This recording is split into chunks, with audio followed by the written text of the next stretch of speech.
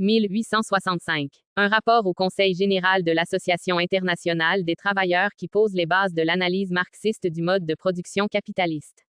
Pour l'émancipation définitive de la classe travailleuse, c'est-à-dire pour l'abolition définitive du salariat. Salaire, prix et profit. Karl Marx. Valeur et travail.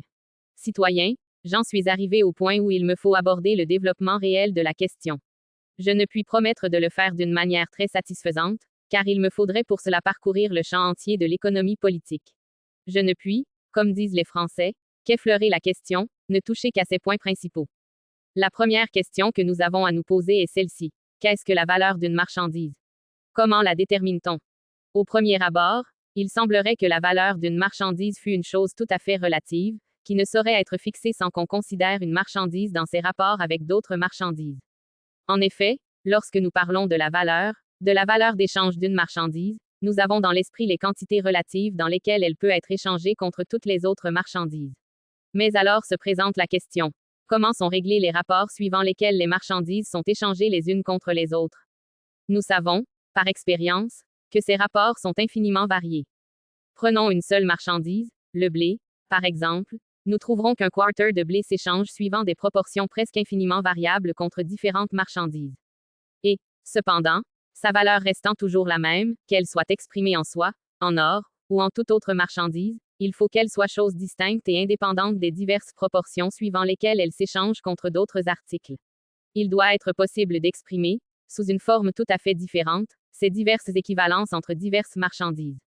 En outre, lorsque je dis qu'un quarter de blé s'échange contre du fer suivant une certaine proportion, ou que la valeur d'un quarter de blé est exprimée par une certaine quantité de fer, je dis que la valeur du blé et son équivalent en fer sont égaux à une troisième chose quelconque qui n'est ni du blé ni du fer, puisque j'admets qu'ils expriment la même grandeur sous deux formes différentes.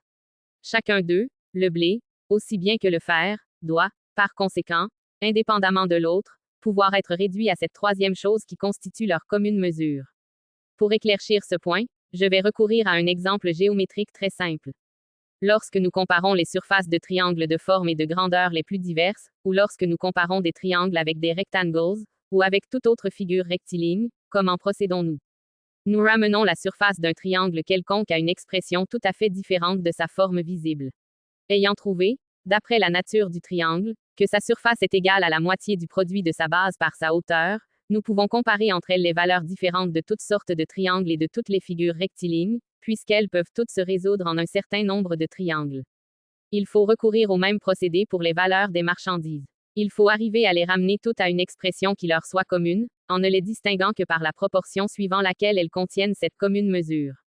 Comme les valeurs d'échange des marchandises ne sont que les fonctions sociales de ces objets et n'ont rien de commun avec leur qualité naturelle, il faut tout d'abord nous demander, quelle est la substance sociale commune à toutes les marchandises?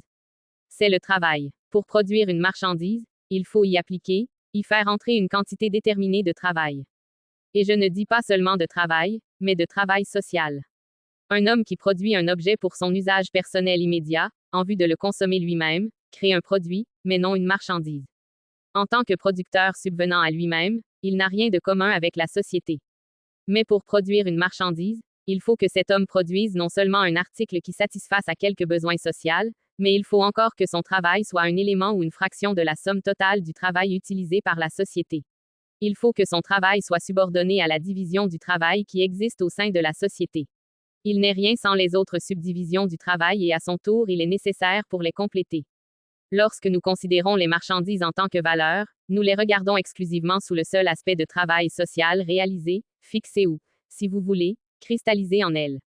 Sous ce rapport, elles ne peuvent se distinguer les unes des autres que par le fait qu'elles représentent des quantités plus ou moins grandes de travail. Par exemple, on emploie une plus grande quantité de travail pour un mouchoir de soie que pour une brique. Mais comment mesure-t-on la quantité de travail? D'après le temps que dure le travail, en mesurant le travail à l'heure, à la journée, etc. Naturellement, pour se servir de cette mesure, on ramène tous les genres de travail au travail moyen, ou travail simple considéré comme leur unité. Nous arrivons donc à cette conclusion. Une marchandise a une valeur parce qu'elle est une cristallisation de travail social. La grandeur de sa valeur ou sa valeur relative dépend de la quantité plus ou moins grande de cette substance sociale qu'elle contient, c'est-à-dire de la quantité relative de travail nécessaire à sa production. Les valeurs relatives des marchandises sont donc déterminées par les quantités ou sommes respectives de travail qui sont employées, réalisées, fixée en L. Les quantités de marchandises correspondantes qui peuvent être produites dans le même temps de travail sont de valeur égale.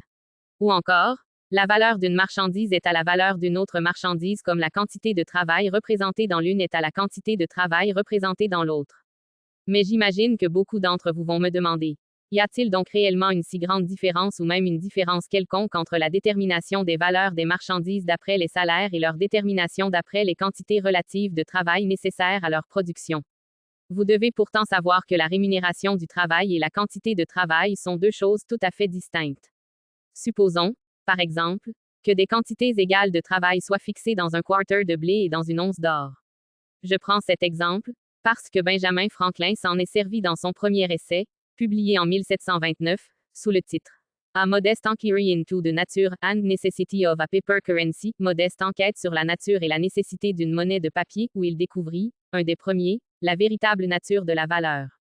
Bien, nous supposons donc qu'un quarter de blé et une once d'or ont des valeurs égales, c'est-à-dire sont des équivalents parce qu'ils sont la cristallisation de quantités égales de travail moyen, et qu'ils représentent la fixation de tant de jours ou tant de semaines de travail dans chacune de ces marchandises. En déterminant ainsi les valeurs relatives de l'or et du blé, nous occupons-nous, en quoi que ce soit, des salaires des ouvriers agricoles et de ceux des mineurs. Pas le moins du monde. Nous laissons tout à fait indéterminée la façon dont on a payé leur travail quotidien ou hebdomadaire, ou même la question de savoir s'il a été employé du travail salarié. S'il en a été ainsi, les salaires ont pu être très inégaux. L'ouvrier dont le travail est incorporé dans un quarter de blé peut n'en avoir reçu pour cela que 2 boisseaux. Par contre, l'ouvrier occupé dans la mine aura reçu peut-être la moitié de l'once d'or. Ou encore, à supposer que leurs salaires soient égaux, ceux-ci peuvent s'écarter suivant tous les rapports possibles des valeurs des marchandises qu'ils ont produites. Ils peuvent s'élever à la moitié, au tiers, au quart, au cinquième, ou à toute autre fraction proportionnelle d'un quarter de blé ou d'une once d'or. Évidemment, leurs salaires ne peuvent pas dépasser les valeurs des marchandises produites. Ils ne peuvent pas être plus élevés qu'elles, mais ils peuvent leur être inférieurs à tous les degrés possibles. Leurs salaires sont limités par les valeurs des produits, mais les valeurs des produits ne sont pas limitées par les salaires. Et, par-dessus tout, les valeurs relatives du blé et de l'or, par exemple, ont été fixées sans tenir aucun compte de la valeur du travail employé, c'est-à-dire des salaires. La détermination des valeurs des marchandises au moyen des quantités relatives de travail qui y sont incorporées est donc quelque chose de tout à fait différent de la méthode tautologique de la détermination des valeurs des marchandises par la valeur du travail ou par les salaires. Ce point, d'ailleurs, s'éclaircira encore au cours de notre examen. Dans le calcul de la valeur d'échange d'une marchandise, il nous faut encore ajouter à la quantité de travail employée en dernier lieu la quantité de travail antérieurement incorporée dans la matière première de la marchandise, ainsi que la quantité de travail appliquée aux moyens de travail, aux outils, aux machines et aux bâtiments qui ont servi pour ce travail. Par exemple, la valeur d'une certaine quantité de filets de coton est la quantité de travail cristallisé ajouté au coton au cours du filage, plus la quantité de travail précédemment réalisé dans le coton lui-même, la quantité de travail incorporé dans le charbon, l'huile et les autres matières auxiliaires employées, la quantité de travail fixée dans la machine à vapeur, les broches, les bâtiments de la fabrique et ainsi de suite. Les moyens de travail proprement dits, tels que les outils, les machines, les bâtiments, servent et réservent encore pendant un temps plus ou moins long au cours de processus de production répétés. S'ils étaient consommés entièrement comme la matière première, leur valeur entière serait aussitôt transmise à la marchandise qu'ils aident à produire. Mais, comme une broche, par exemple, ne s'use que peu à peu, on fait un calcul moyen dont la base est le temps moyen de sa durée, son usure moyenne, pendant un temps déterminé, disons, une journée. De cette façon, on calcule combien il passe de la valeur de la broche dans le filet produit en une journée et, par conséquent, quelle part de la quantité totale de travail incorporée dans une livre de filet, par exemple, revient à la quantité de travail antérieurement réalisé dans la broche. Pour notre présent objet, il n'est pas nécessaire de nous arrêter plus longtemps sur ce point. Il pourrait sembler que, si la valeur d'une marchandise est déterminée par la quantité de travail consacrée à sa production, il s'ensuit que plus un ouvrier sera paresseux et maladroit, plus la marchandise fabriquée par lui aura de valeur, puisque le temps de travail nécessaire à sa fabrication aura été plus long. Ce serait pourtant une regrettable erreur. Rappelez-vous que j'ai employé l'expression travail social, et que ce qualificatif, social, implique beaucoup de choses. Lorsque nous disons que la valeur d'une marchandise est déterminée par la quantité de travail incorporé ou cristallisé qu'elle contient, nous entendons la quantité de travail qu'il faut pour la produire dans un état social donné, dans certaines conditions sociales moyennes de production, et étant donné une intensité et une habileté sociale moyenne dans le travail employé. Lorsqu'en Angleterre, le métier actionné à la vapeur vint faire concurrence au métier à bras, il ne fallut plus que la moitié du temps de travail antérieur pour transformer une quantité déterminée de filets en une onde de cotonnade ou de toile. Le pauvre tisserand travailla alors 17 à 18 heures par jour au lieu de 9 à 10 heures comme précédemment. Mais le produit de ces 20 heures de travail ne représenta plus que 10 heures de temps de travail social, c'est-à-dire les 10 heures de travail social nécessaires pour transformer une quantité déterminée de filets en étoffe tissée.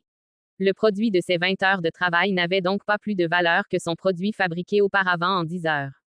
Si donc c'est la quantité de travail socialement nécessaire incorporée dans les marchandises qui en détermine la valeur d'échange, tout accroissement de la quantité de travail qu'exige la production d'une marchandise ne peut qu'augmenter sa valeur, et toute diminution doit la réduire. Si la quantité de travail nécessaire à la production des marchandises dont nous parlons restait constante, leur valeur relative resterait également constante. Mais tel n'est point le cas.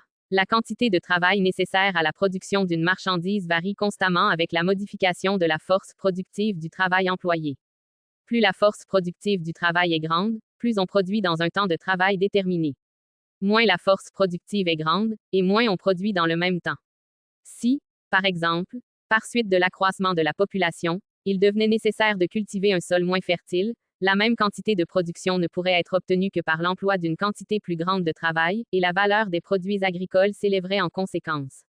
D'autre part, si avec les moyens modernes de production, un seul fileur transforme en filet, dans une journée de travail, 1000 et 1000 fois plus de coton qu'il ne pouvait le faire auparavant dans le même temps avec le rouet, il est clair que chaque livre de coton absorbera 1000 et 1000 fois moins de travail qu'auparavant et que, par conséquent, la valeur ajoutée par le filage à chaque livre de coton sera 1000 et 1000 fois moindre qu'auparavant. La valeur du filet tombera d'autant. Abstraction faite des différences dans l'énergie naturelle et l'habileté acquise dans le travail chez les différents peuples, la force productive du travail doit, de toute nécessité, dépendre principalement des conditions naturelles du travail, telles que fertilité du sol, richesse des mines, etc. Du perfectionnement continuel des forces de travail sociales, telles qu'elles se développent par la production en grand. La concentration du capital et la coopération dans le travail, la division plus poussée du travail, les machines, l'amélioration des méthodes, l'utilisation de moyens chimiques et autres forces naturelles, la réduction du temps et de l'espace grâce aux moyens de communication et de transport, et toute autre découverte au moyen de laquelle la science capte les forces naturelles et les met au service du travail et par laquelle le caractère social ou coopératif de celui-ci se trouve développé. Plus la force productive du travail est grande, moins il y a de travail employé à une quantité déterminée de produits et, partant, plus la valeur du produit est petite. Moins la force productive du travail est grande, plus il y a de travail employé à la même quantité de produits, et alors plus leur valeur est grande. Ainsi pouvons-nous établir comme une loi générale. Les valeurs des marchandises sont directement proportionnelles au temps de travail employé à leur production et inversement proportionnelles à la force productive du travail employé. N'ayant parlé jusqu'ici que de la valeur, j'ajouterai également quelques mots sur le prix qui est une forme particulière prise par la valeur. En lui-même, le prix n'est autre chose que l'expression monétaire de la valeur. Les valeurs de toutes les marchandises de ce pays, par exemple, sont exprimées en prix or, alors que sur le continent elles le sont principalement en prix argent. La valeur de l'or ou de l'argent, tout comme celle de toutes les autres marchandises, est déterminée par la quantité de travail nécessaire à leur extraction. Vous échangez une certaine somme de votre production nationale, dans laquelle est cristallisée une quantité déterminée de votre travail national, contre la production des pays fournisseurs d'or et d'argent, production dans laquelle est cristallisée une quantité déterminée de leur travail. C'est de cette façon, en fait par un troc, que vous apprenez à exprimer en or et en argent les valeurs de toutes les marchandises, c'est-à-dire les quantités de travail respectives employées à leur fabrication. Si vous pénétrez plus avant dans l'expression monétaire de la valeur ou, ce qui revient au même, dans la conversion de la valeur en prix, vous trouverez que c'est un procédé par lequel vous donnez aux valeurs de toutes les marchandises une forme indépendante et homogène, ou par lequel vous les exprimez comme des quantités d'un même travail social. Dans la mesure où le prix n'est que l'expression monétaire de la valeur, il fut appelé par Adam Smith prix naturel et par les physiocrates français, prix nécessaire. Quel est donc le rapport entre la valeur et le prix du marché, entre le prix naturel et le prix du marché? Vous savez tous que le prix du marché est le même pour toutes les marchandises de même sorte, aussi différentes que puissent être les conditions de production des producteurs pris individuellement. Le prix du marché n'exprime que la quantité moyenne de travail social nécessaire, dans les conditions moyennes de production, pour approvisionner le marché d'une certaine quantité d'un article déterminé. Il est calculé d'après la quantité totale d'une marchandise d'une sorte déterminée. C'est à ce point de vue que le prix du marché d'une marchandise coïncide avec sa valeur.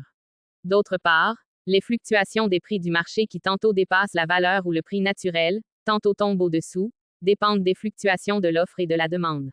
Les écarts entre le prix du marché et la valeur sont continuels, mais comme le dit Adam Smith, le prix naturel est le prix central autour duquel les prix de toutes les marchandises ne cessent de graviter.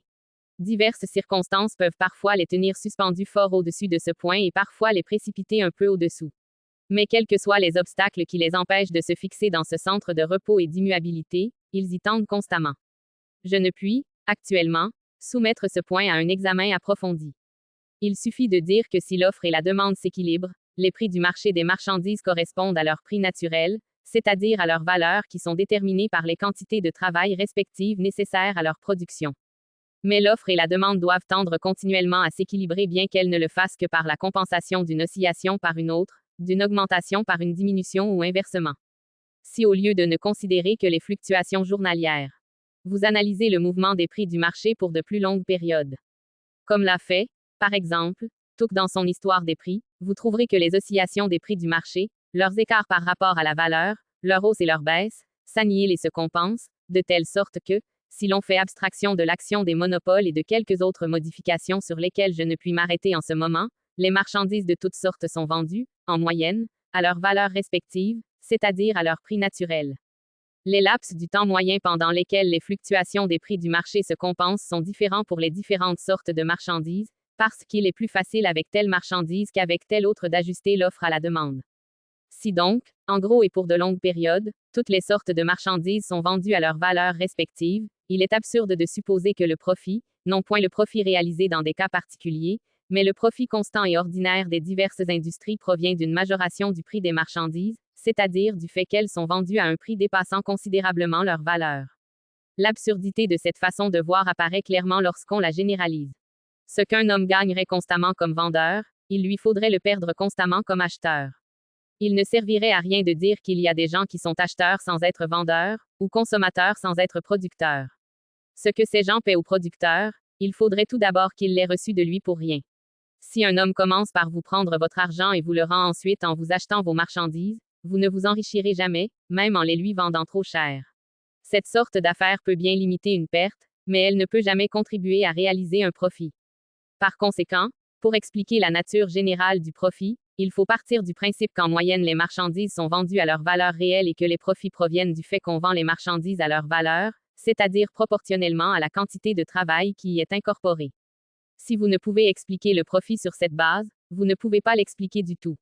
Cela paraît paradoxal et en contradiction avec vos observations journalières. Il est paradoxal aussi de dire que la Terre tourne autour du Soleil et que l'eau se compose de deux gaz très inflammables.